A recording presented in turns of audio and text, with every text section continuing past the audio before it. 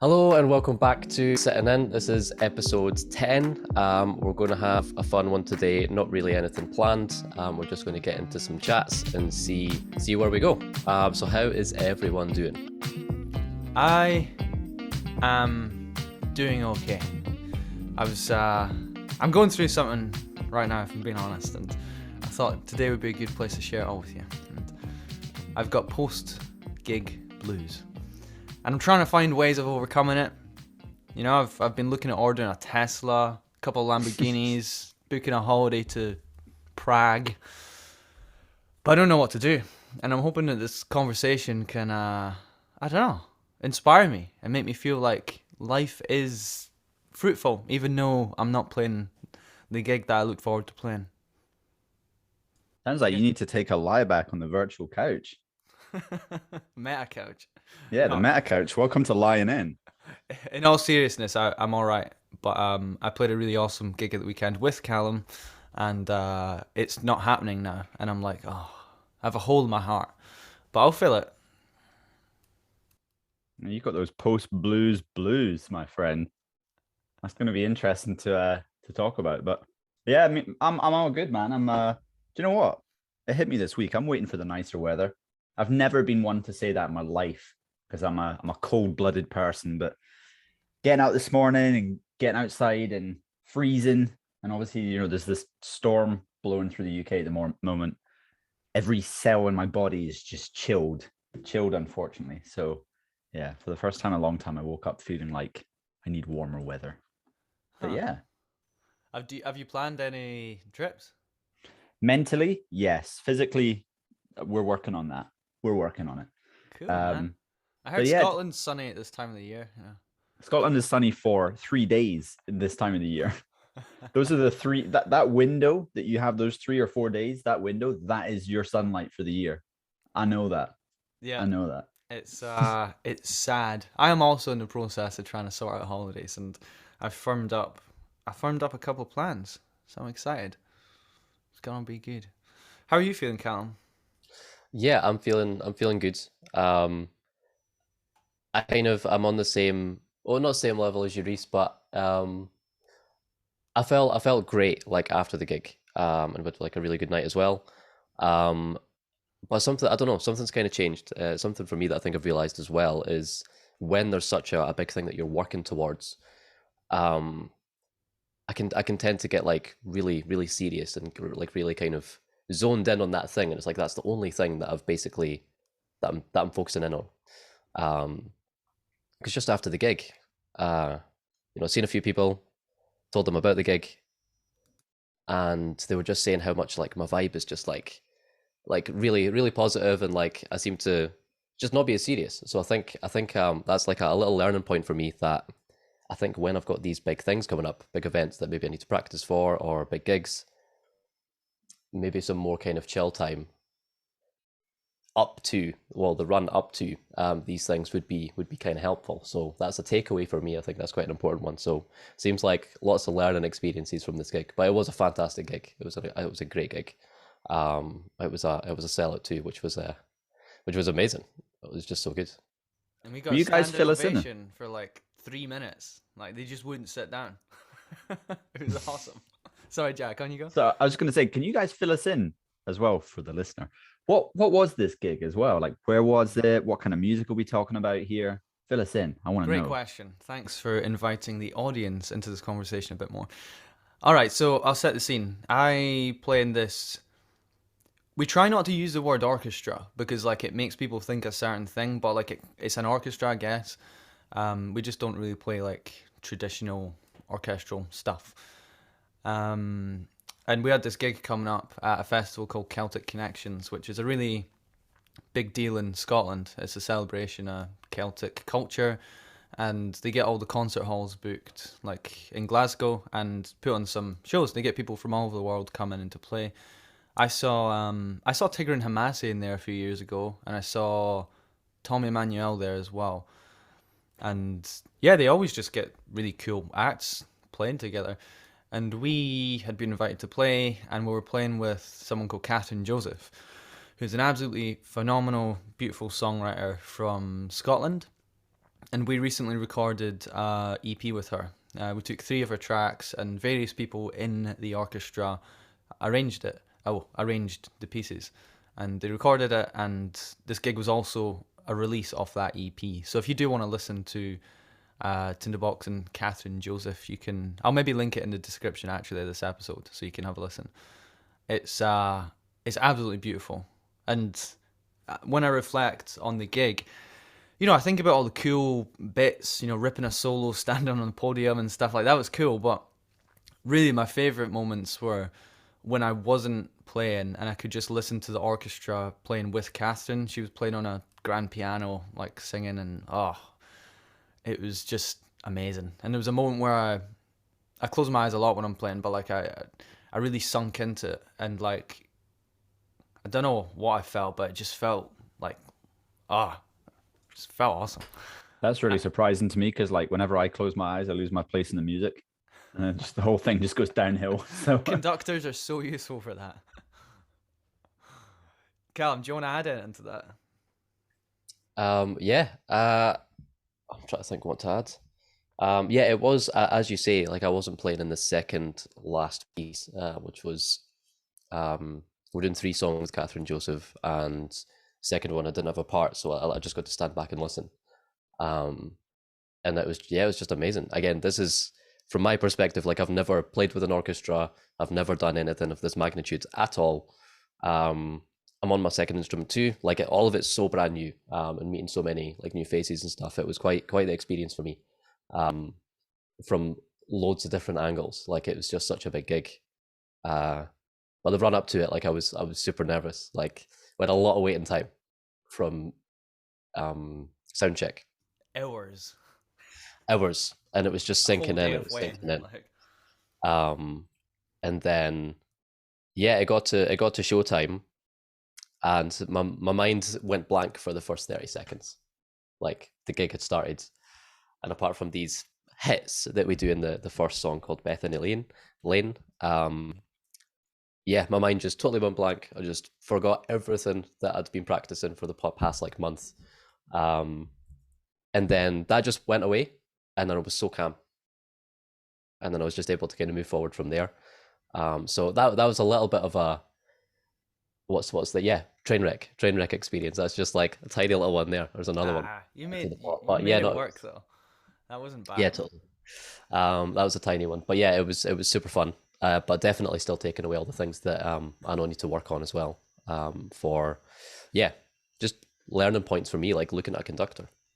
It's not something I've ever had to do. So, looking at a conductor for time, keeping in with the orchestra, as well as like a band. So many things to take away from. But yeah, definitely an amazing opportunity. So what was the style of the music? Like what kind of stuff is it that you guys were playing?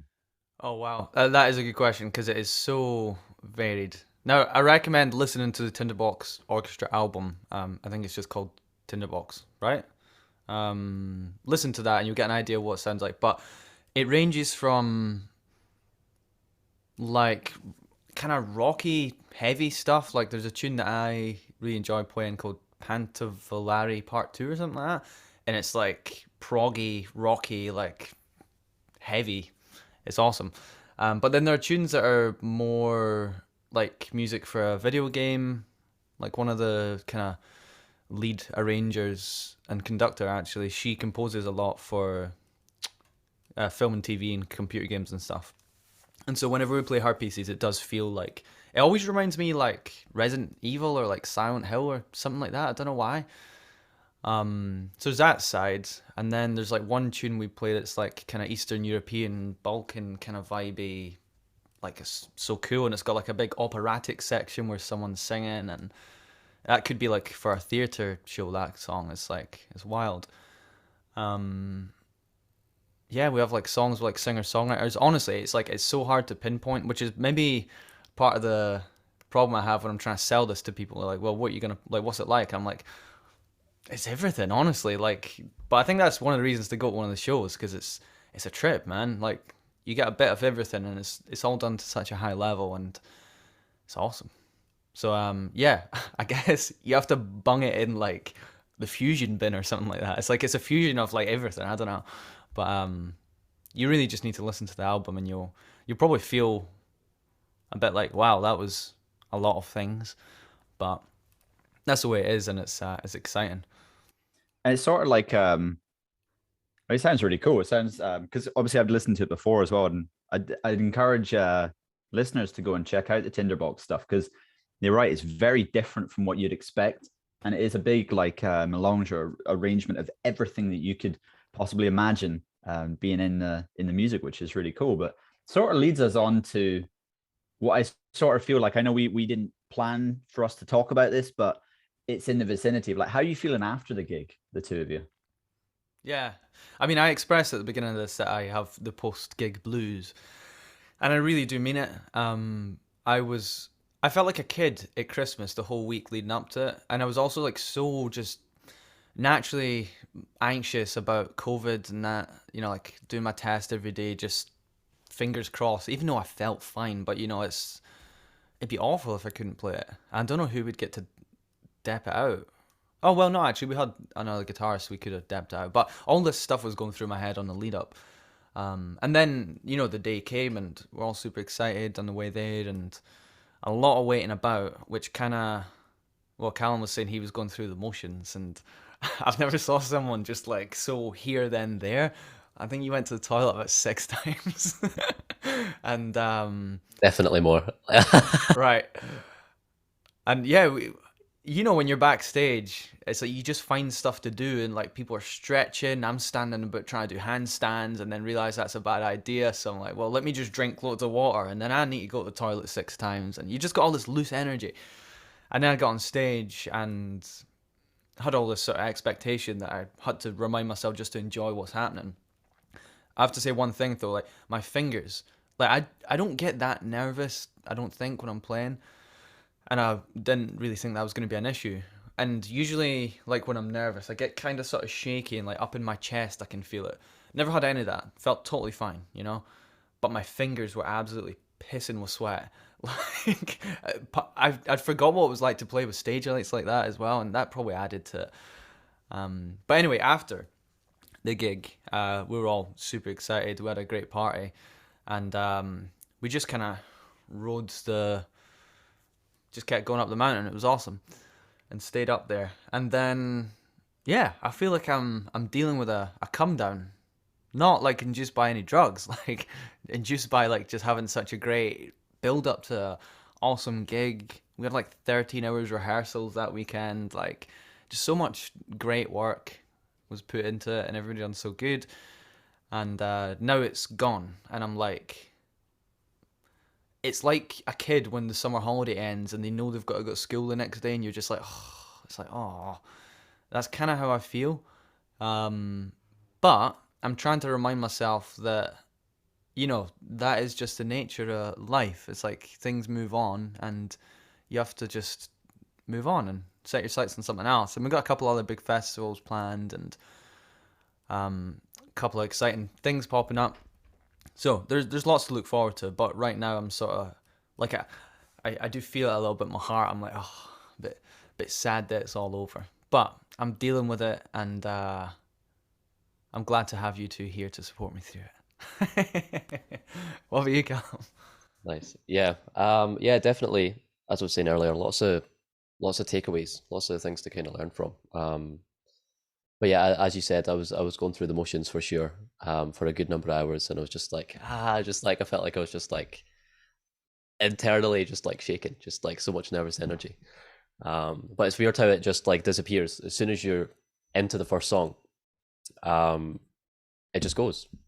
And it's like it is that build up. It's that build up that kind of makes you think about all your parts in the songs, and you think, oh, have you got them all down? It makes you kind of question these things, especially when you've got so much waiting time. But yeah, it's for me, it's a weird one. I don't know if it's just not hit me yet, but it's weird. It's just like gigs never really kind of hit me until like the kind of few hours before. I know some people kind of react to that build up differently, but for some reason, it's like from hearing other people's experiences, it feels like I get a kind of condensed version in quite a short period of time, if that makes sense. So it did feel kind of intense. And I'm the same, like fingers sweating all the time, like every single time I'm not playing. I'm like just trying to get all the sweat off as as much as possible, because it's obviously I can just slip on the key, and then I've just played the worst note that you can play probably.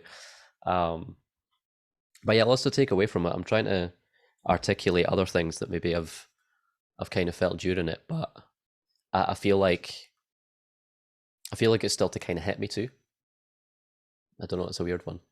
But Yeah. yeah, thoroughly enjoyable, and hopefully we get to do things of that magnitude again too.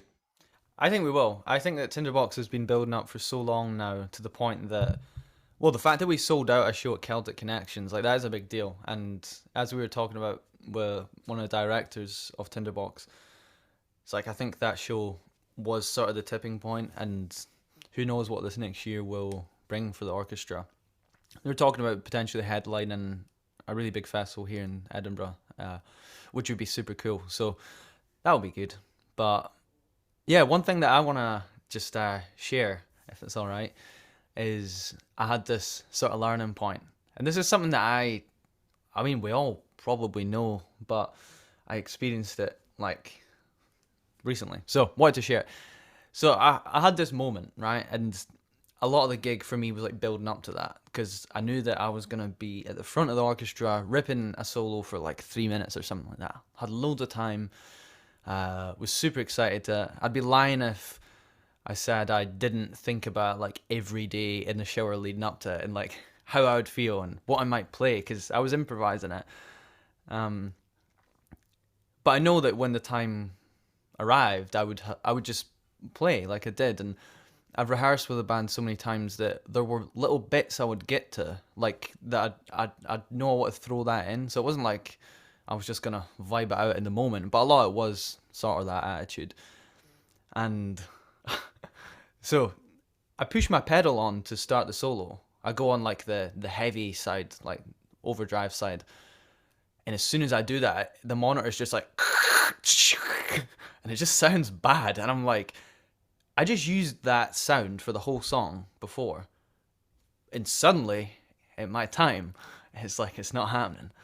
I was like, all right, cool. I mean, I know how to deal with that. I'll use this one and I'll quickly turn the knob. So I've done that, and I was like, right, cool. I need to get up to the podium. I need to walk up and do it. And so I've done that, and I play my solo, whatever. It's all good. And at the end of the solo, I think it's like an extended 4 bars or something, like an E sus chord. I've already played like 4 bars and it's just everything's building, and it's pretty epic. And at that moment, I was sort of like shredding away, and I remembered I was like, what I usually do here. This was one of the artifacts that I was trying to uncover. Like I knew I was gonna get to it, I just didn't know how. And I was like, usually what I do here is I build up higher and higher through the neck, and I know that the highest note on my whole guitar, if I bend that, I get to another note that I don't even know what note it is, but it sounds cool. Um, and at that moment, I was nowhere near the top of my guitar. I was like probably around 12th fret, let's say. And I remember there was like literally 2 beats left before I was like, well, my solo's gonna end. And at that moment, I'd done the stupidest thing ever. What I done was like I stopped my idea and I just went to the fucking highest note on my guitar. I just went and just bent it. And I never had like the piercing overdrive that I wanted where that would have like carried. And I felt at that moment, I was like, why did you just do that? Like everything was going so well and you pull. I mean, I don't think anybody else would have really noticed it. Like it's me getting inside my own head. I acknowledge that. But I guess my point is that I was in a moment and I was playing some cool stuff. And then for whatever reason, I reminded myself of the expectation that I had. You should just never do that. Like if it feels good and you're doing something, like just do that. And yeah, I was just like, and then the drummer goes 1, 2, and we come in with this heavy riff, and I'm like, why did I just do that? But hey, I done it, and I learned. That's what I learned. It wasn't a train wreck at all, but Do you ever feel like because I remember getting this quite a lot, and it really, like, for a time it put me off performing, because I sort of felt that I had this Jekyll and Hyde experience of performing, which was like, on the one hand, I would sit, practice all this material, and I'd have it down in a certain situation. And the kind of, if you like, the Hyde side to that, or the Jekyll side to that, whatever. Which one's the crazy one? Jekyll is the crazy one, isn't he? Hyde is the doctor. Maybe. I remember. Hey, you guys should know this as well. It's a story in Edinburgh. I know. I'm thinking of the graveyard. Like I know that. That's exactly where my mind went to as well. But thinking about that, there's two sides to when you're performing, especially like complex material as well, or material that requires you to have focus whilst the mayhem of lights or pyrotechnics or whatever it is that's kind of going on is going on. And so when you're practicing it, it feels like, well, I've got it down, it works, it's fine. And then when you actually go and play it, you feel like somebody has hijacked your fingers or your ability to concentrate, or all those kind of things as well. So you feel like you're left with almost like 60-70% of your full ability when you actually go to play on stages. Or do you ever find that as well, that you feel a different player? Yeah, absolutely. Sorry, you want to go first, Cal? Yeah, I was just going to say exact same thing. Like there's a lot of things, as I said, I know I need to work on, because certain things just weren't gig ready. And for me, first gig, learning a lot of the material, there's just things that I simplified, and that's sometimes just what you have to kind of do on the job. If you think that there's too big a risk with certain things that are maybe just more demanding, that you haven't had enough repetitions with, it's just easy to simplify it. And I think, if I'm aware of like what's going on theoretically, it's easy to simplify things. Like if I know I've got maybe more advanced chords, I could just leave more notes out. If it's like a stretchy kind of voicing, I can maybe even just bring it down to a power chord, or just like maybe I've got a scale run in the right and I'm doing like a moving kind of thing in the left. I'm maybe not going to put that focus on the left hand. I'll maybe just focus on the top line. So it's just like those little adaptations to how you feel when it comes to the gig as well. So I think it's a really important point, that you do feel like it's, you don't feel like it's 70 or 80%. You feel like you've got it a lot more until you're actually there playing it. So you do have to kind of do things on the fly as they come, like you did, Reese. Yeah, with the pedal, absolutely. I get this question, or it's more a complaint, I guess, where students are like, I sounded so much better just before the lesson, or like, I sound so much better on my own, or I don't know. Hopefully that's not a dig at me. No, it's like, I know how that feels, and I always tell them, it's like, it really just is a case of experience. The more you play with someone, or the more you play in big theatre halls, or whatever it is, it's like, you just get used to it. And yeah, I feel like I'm comfortable enough with that material that like I can execute most of it quite well.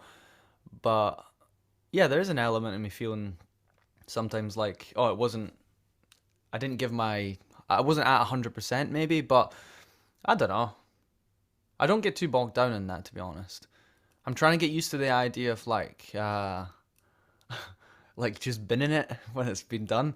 Like contrary to like how I feel right now, I guess this is my process of binning it. It's just a really big trash bag and I'm trying to drag it through the streets of Edinburgh. But yeah, like I'm trying to get used to just like moving on from these things, and just like it was what it was, and that's fine. Just let it be. Because yeah, I mean, any new experience, I think it's rare for you to feel 100% in it. And, COVID has totally killed any live performance stuff for the last 2 years. So it's like, I think now it's, a lot of people are going to be feeling like that when they go back to playing their gig. It's like, yeah, maybe this feels a little bit different, and that's fine. It just is the way it is, and you got to deal with that in whatever way you know how. It's an interesting point, that. Just thinking about that. I do get the thing as well, as you were saying, about people who kind of come to you and go, oh, I had this before the lesson, or I had this before, blah, blah, blah, or whatever. And I think we all have that to some degree, because we're all, I wouldn't say threatened. That's not really the terminology that I'm grasping for. It's the first terminology that my brain on a Monday is kind of going for. But I think it's like when we get put under pressure, we all have an element of pressure, whether that's practicing or performing, or whatever it may be. And I think it's because you're showing off a genuine side, whether it's your hard work or kind of who you are, or perhaps, you don't want to you don't want to, what's the word? You don't want to put off your worst self. You know, everybody wants to exhibit their best self, whether that's to a teacher or to a mentor or to a friend or to, you know, say a room of thousands of people that you've never met. It's very, very common to want to achieve higher sometimes than we're actually capable of.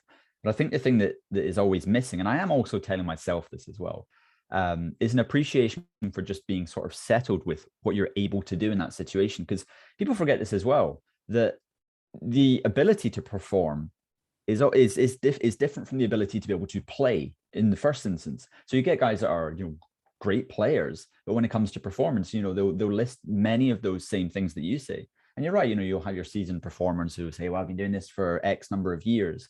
So it's very natural to them. And there is sort of a letting go of the fear of, you know, what you don't know, that sort of thing. But yeah, it is very interesting. I suppose at the brass tacks, really, it is about experience at the end of the day. But yeah, no, it's interesting to kind of hear that as well. So you feel like your main learning point was really trying to let go of a lot of that stuff. Is that kind of what I'm hearing? Maybe. I don't know. It's hard to like pinpoint really what the main learning point was there, really. But there was a Okay, moment when there well, were a few moments when I just felt like I reminded myself, I was like, you know, just enjoy this. It's not supposed to be stressful. You know, like I know all the music off by heart, and I had my charts there just in case, like next to me. And there actually, sorry, there are 3 songs at the end that I didn't know off by heart. I reminded myself with the charts, but I don't know. Just okay, let me reframe it then. all I'll right. reframe it for the both of you. So you've both got to give me an answer. um, okay, let's say you're doing the gig next week. You've already got the experience of what you did this weekend, but next week the gig is going ahead. What do you change? Good question. I would make sure that that pedal was working the way it should have. And it does work. I think potentially what I was hearing at that moment was the sound guy changing my monitor sound so that I could hear myself on another monitor that was at the front of the stage for the conductor where I stood. Um, I wish we could have just practiced that moment of like changing the monitor so that I knew what to expect. But there's so many things that you might have 4 hours for a sound check, but it just flies by and stuff goes wrong. And so I'd probably just like make sure that we focused on some of the entry points more than anything. Like there's nothing too much that I would want to change. I feel like I'm not really giving you a great answer by saying that, but as I said, I'm trying to just sort of like just move on from it and bin it. But that is like a tangible thing that I would have liked to have ironed out. I would like to iron out if we were to do it again. But I think, yeah, maybe the curse of these one show events is that, well, you don't really have that opportunity because it happened. You know what I mean? And it's like, well, just deal with it and enjoy it. And I was speaking to someone before the gig, violin player. He was saying, "Oh, do you have any like pre-show rituals?" You know, because everybody's like, I don't know, doing like yoga and drinking water and closing their eyes and doing stuff. And I'm pacing about like a madman, just like find weird things to do. And I just said something. I was like, I just I just tried to remind myself that there's nothing I can do right now that will change the outcome. And when I'm on the stage, it's like the only thing I should really be focused on, other than playing the music, but like I know the music, you know, I shouldn't be worried about that. It's fine. It's just enjoying myself, you know? And yeah, like I think that should be the goal, really. This shouldn't feel super serious unless you're like, well, maybe like Callum, where it's like you've never played the music before and like there's a little bit more at stake potentially. But for me, I just have to remind myself, it's like, you know the music, it's fine, just enjoy it now. And it's like, there's nothing you can change 10 minutes before a show that's going to, I don't know, alter the outcome. Other than like, try and make sure you feel relaxed. Like I definitely focus on that. But anyway, I'm probably getting away from the question at this point. But yeah, it's funny that you say that, Reese, because when you told me that too, Like I can't change anything. But when you just said it there, some of that nervous energy came back from like pre-gig, like just before the gig. But yeah, things that I would change with that experience if I had the same gig or I had another gig next week, I'd maybe I was kind of I maybe realized this a bit too late, but for me, obviously still getting to know the pieces, like I can kind of take the keyboard away, and if I've got headphones, I can just kind of get the fingers warmed up. That's one thing that I would maybe try. Like maybe in your situation, Reese, you've played a lot of the music for quite a while, so you can rely on that kind of muscle memory to just play through it. But for me, I feel like I need to be like really, really kind of warm, just to make sure that I'm doing everything to the highest standard that I can. But I think one of the things that is definitely a takeaway is maybe what instruments I listen to for reference in terms of time and in terms of like melody or cues, because you can't get everything in your wedge or your monitor. So it was a weird one because usually I'm just like I lock in with backline drums, bass, and guitar. So when you have all of the rest of the orchestra and the music is completely different, like your reference points all change. So I had to have more main vocal for certain sections because certain lyrical cues told me, okay, we're moving into that section, as opposed to counting through all the bars of music that I had, where maybe, the middle section of like a 7-minute song, I'm not doing anything. Yeah, so it's just that tiny little, almost like a little hack. So just remember that lyric before you come back in, and that's you in. But maybe kind of experimenting with who I tune into with the orchestra, for specific things like time and melody, top line, and things like that. That's probably the things that I would change or experiment with to see just how it feels with the orchestra. Yeah, it would be cool, like going forward. If I think that there is a plan to do this, but we were asked if we wanted to play the whole gig with in-ears, and we can't decide against it because we don't usually play gigs like that. But I think going forward, it would be good to do that because we could have a personalized mix, like just right into your ears, as opposed to, I don't know, if you have to share a wedge with someone else. Like I was sharing with the bassist, and he wanted some stuff, and I mean I wanted it as well, but maybe a little bit less, or I don't know. So that could be cool, but it's happened, It's gone. It's done. It's done. It's in the bin. It's in the bin. It's in the brain bin. But that's not a bad thing. I think it's good to move on and look forward to other things. But I don't know. What are you looking forward to? What's everybody looking forward to the next couple months? What's happening? Jack, I want to hear from you. What have you got going on? I feel like we've said a lot, me and Reese. No, it's interesting to listen to as well because I think it's cool. I think the thing they don't really tell you as a musician is that you do big gigs. You do your like Carnegie halls if you're lucky enough. Your whatever festivals, that sort of thing. You also do your small gigs as well, and there's not just kind of different learning points. There's a completely different experience from say doing your pub gig or your like private dinner party gig where like nobody pays attention to you, next to a gig where you have to be on the music and on the same bar as everybody else. Otherwise, things pretty much go A over T. And it's really interesting to hear that experience because it's not every day that you have those gigs, but there's something really valuable that you take from them. And I also do think that there's a degree of learning that can take place from even having that experience once or twice, even in like doesn't need to be one that you're doing every single week or every couple of days in a week, but it's being able to reflect on it and draw up conclusions about it and go, okay, so this happened, blah blah blah. And when the next time that rolls around, it doesn't feel so different or foreign really to you. But it's always really cool to hear about as well, so I enjoy it. But yeah, what have I got going on? So it's funny, I've got a couple of projects really just going on. So I've got firstly, I don't know when this is coming up as well. I should check my diary, but I literally live 2 months ahead at a time. So I think in about May time, I'm doing some studio residency work with a friend of mine, an artist as well, which would be a lot of fun. So it's kind of like going away for 5 days to a week or whatever to do some writing as well, which would be really fun. different setting, and you also kind of, you don't have the pressure of like being in a studio for, say, just the 8 hours of a day, which any musician sort of knows you can't really do anything in one day of being in a studio. It takes it takes such a long time.